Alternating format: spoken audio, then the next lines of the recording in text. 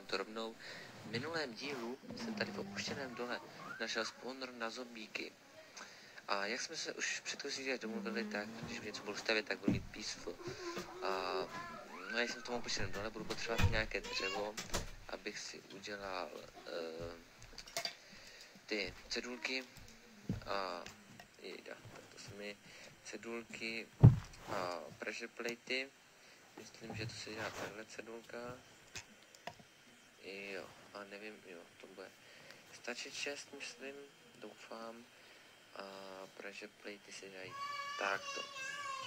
Výborně, něco vyhodím, asi aj pírko. A půjdu rovnou sem. Je tady, mám. Ne, já tady natáčím. Krumpář asi použiju tenhle. Minecraft. Tak to nevadí vůbec. Tak, abyste věděli, jak to probíhá. Postavil jsem už místnost, aby jsem vás tady tím nezdržoval. A staví se to 8x8x5. Já tady mám 9x9. Tady vidíte 1, 2, 3, 4, 5 a mám to 9, protože to tamhle nevystačí. Mamka už přišla? A abych to napravil, tak běž za ním. To přesně vystačilo, ale budu to ještě potřebovat na cestu. Vidíte, jak to takhle napravil, tak z čeho dát jenom jeden proud vody a je to přesně, jak to má být.